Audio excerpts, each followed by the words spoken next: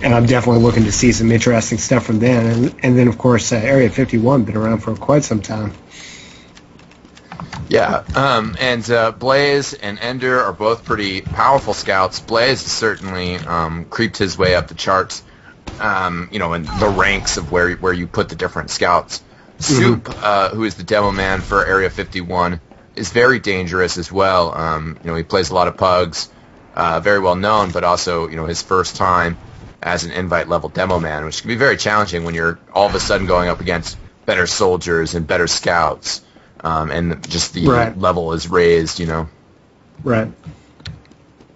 There we go. Sorry, wanted to make sure that everything is going well on our stream. Of course, if you guys have any feedback for us, whether it's just about the current stream, of course, right now we got 3 sets of eyes on the Twitch TV chat, so make sure you're interacting with us throughout the cast. But also, hit us up on our website, eXtelevision.com. We just got a brand new little scheduling feature in there where top right-hand side, there's just a little schedule, just says when our next cast is going to be. So it gives our site a little bit more of a purpose, but of course, on there, we have at us.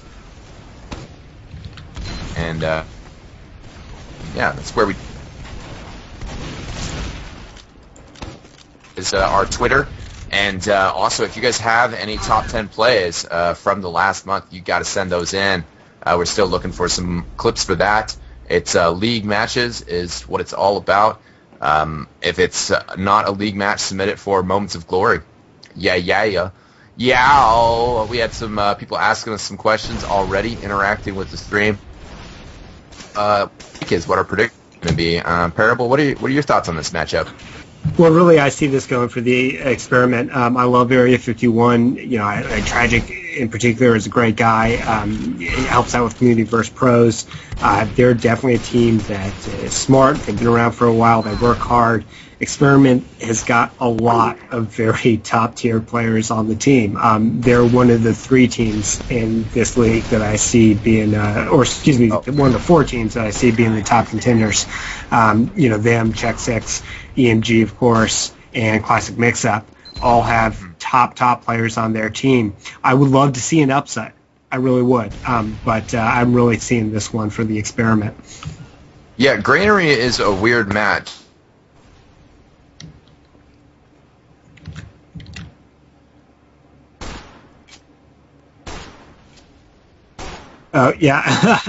Sorry, everyone, if you can't hear X9, he's kind of just said Granary's a weird match and dropped out for us, so not quite sure what's going on. Skype is a weird tool.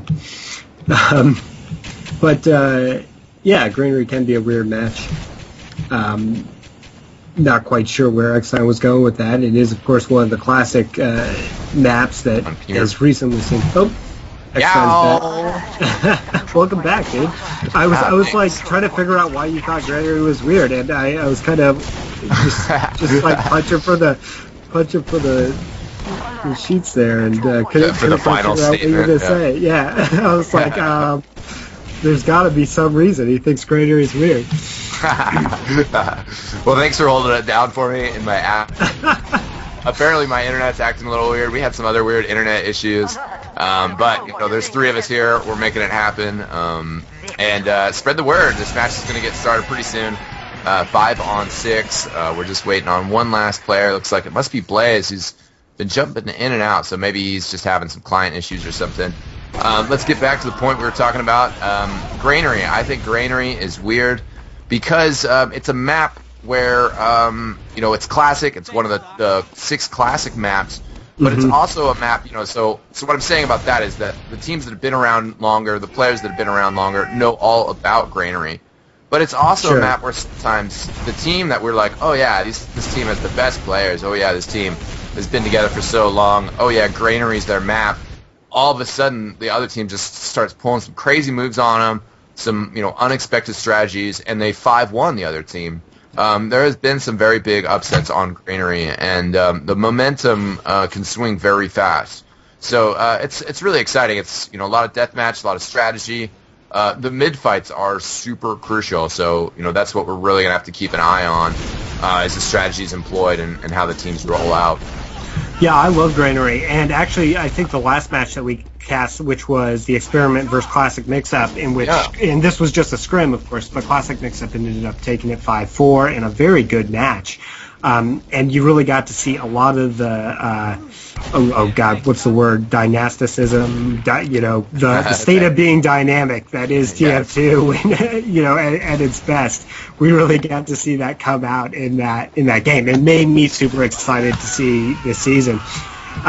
Because Granary can be like that. It can be an extremely dynamic match, and you see a lot of unexpected stuff. We saw huge comebacks. We saw these, I think it was Experiment would lose the mid fight every time, and the Classic Mix-Up and then they would come back sometimes just so quickly and win.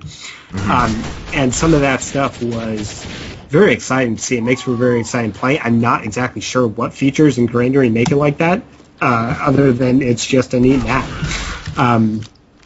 Yeah, definitely.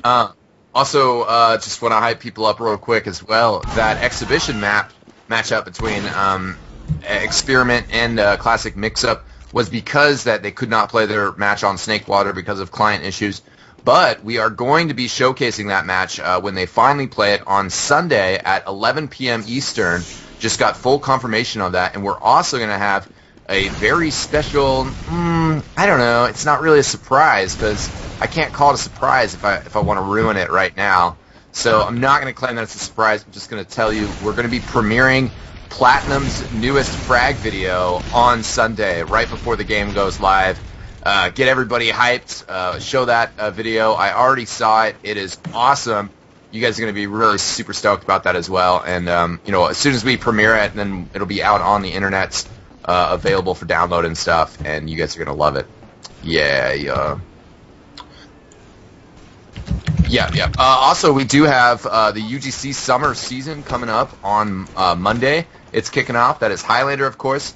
We are here tonight for some 6v6, but Highlander, the great other side of the TF2 community, a little of every single class. Granary, though, we are probably going to see a little bit of off-classing for those of you that love the utility classes. Probably see some Sniper on last, some Heavy Weapons guy. Maybe a little bit of Pyro, maybe some Spy. You never know. Could be quite crazy. Somebody shouting out in the stream chat, any Redditors here, hell yeah, /r/TF2 is awesome. Anybody here that's a new player, new to TF2, you should check that out. It's an amazing spot. I don't know. I mean, it's one of the best, brightest communities out there. A lot of Highlander players and a lot of people interested in helping people out. Parable, have you tried out the coaching system much? Have you coached people? I haven't, and the reason is because I heard, actually on Reddit, that it was kind of broken. Have you tried it out? No, unfortunately, I just haven't really, had time or set time aside for it. I've been doing a lot of pub TF2 lately, but playing with a friend of mine, and we're taking turns, so it's not really a good situation. Sure. Yeah, well, what I heard from real positives. Go ahead, though. Well, see, what I heard was that the communication there was no voice communication. I mean, if you want to coach somebody, you want them on Mumble, and you don't want to be talking to the whole server. You want to be talking to just them. And so, if they want a good coaching situation, by all means, hook people up with somebody else who wants to coach them. In fact, there's been many pro players who have done that, but so far, I think that the coaching thing isn't exactly working out. Yeah, definitely they're making a lot of changes there. But we are about to go live here, ladies and gentlemen. The sides are getting picked, setting up classes, Experiment on blue, and 51 going to be on red. We are starting the first half. Cookie-cutter lineups on both sides. My game is lagging as they run to the middle. Yeah, absolutely. Always happens on the first rollout here. But we are going to see anything too crazy. Very nice pickup there. Area 51 rolling Kritzkrieg. So Tragic is going to try to be, staying alive here, staying back, and then getting their early jump on Pure. Let's see where the teams go. One scout up top for the red team. Demo's up top for blue. Dummy taking the railings. Both soldiers jumping on their crates. Bomb coming in on the medic, who is left unprotected totally. Needles coming in, though. Pure gets the kill on Memphis Vaughn. At the same time, Tragic was defending himself versus Justin. And Yeah, still, that was still charging the crit streak, while Dummy and Pure are starting to fall back. Tragic. You know, I really thought that Justin would have him there because he got left completely by himself. But he managed to fend himself off quite well with those needles, and had a scout finally come in and help him. But Area 51 definitely taking the first point here. Yeah, interesting how that worked out. You know, Grainer is a very aggressive, very weird, very unique middle point. And in that scenario, what we saw was that both medics actually got totally abandoned for a split second, and the other team trying to take advantage of that. With the blue team, their demo was up top. Both soldiers jumped onto crates at the same time, and both scouts were in a different position. Crit streak trying to be worked here. Here comes the Uber, though. If Tragic can save the crit streak, but no, he pops it. Oh, what an air shot by TLR. Looks like that pre-game warm-up on air shots paid off as TLR got a shotgun kill as well. Dummy takes out Blaze. Justin and Wonderwall are down, but the red team is a little bit behind blue, getting cleaned up. I think they might have... oh, wait a second here. Yeah, and I really think it was actually a mistake there for Area 51 to push in, knowing that Pure probably had an Uber, and they tried to push anyway. They really should have held that middle and let. Definitely a positioning area. I mean, Pure was really far forward, but they must have seen the crit streak, so they knew they had a really big advantage. And I think that's one of the main differences that we're going to see here. Tragic knows a lot about the game, and he's, you know, a strong, advanced player. Also, you know, the Community Fortress Mentor program. I mean, he's just very, you know, a helpful, friendly player. But he doesn't have the same level of competitive experience that Pure has. Pure is an amazing medic, and those type of positioning differences are going to be a big, you know, big factor in this game. Here comes the Uber again, pushing in. Tragic has the Uber charge now. I mean, the Uber gun at 90%. So they're going to be able to get a counterattack here. Dummy up top, though. Another bomb coming in from Wonderwall, I believe. Taken out by Blaze. Memphis gone down for Red Team. And Red Team is losing players. Oh. Tragic goes down. 99% Tragic goes down. Was that a drop, or was he at like 98%? He was literally at 99% when he went down. What timing from Experiment. And again, you know, that's where it shows off. They know that, they knew right there, like, we had the Uber, we used it, it was aggressive, they pushed in with it, but they knew that Tragic was a little bit, you know, behind, he didn't quite have it, and they said, let's just go for it, let's be aggressive, let's see what pays off here. And Wonderwall and Dummy jumping in definitely paid dividends. Teams rolling in the middle now, Soup staying down low on the right-hand side of the garage, actually now going to walk up to the battlements, but he's definitely going to be a little bit behind the other demo. Roller's trying to bounce off the crates, coming in.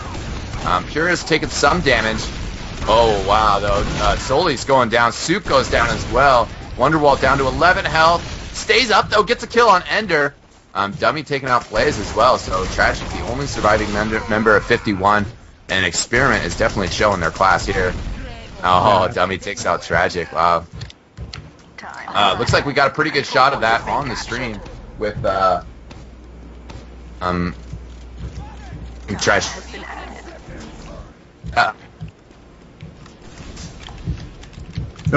Yeah, X-Time, we're losing you a bit again here, so take over play-by-play until you get back. We got them building up here on the second point. Let's see what we got. Uber's at. Pure does have his charge. He knows he's up against Tragic. I'd be surprised not to see a push here soon, although they will be, you know, they definitely have the advantage here.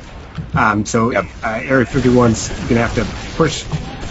Yeah, Pure took some damage there, got pressured into the pop. Very nice pop, though, and they're getting some kills. I mean, all around the board. Reptile, TLR, Justin. But Pure is down, so Blue has to keep the pressure on here. Tragic up top, the only one left, though. Yeah. And then captured by Reptile.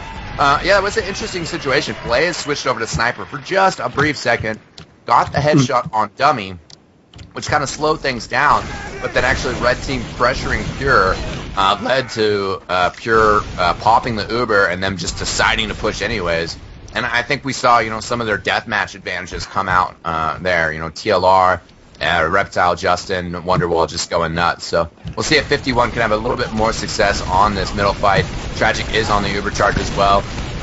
Memphis Vaughn jumping in, though, very recklessly. Pure is under threat from Ryan R, but you know, that's both soldiers down pretty recklessly for 51. Ender's down as well. Tragic is getting chased down by TLR, finishes him off with a shotgun. Was down to 53 health.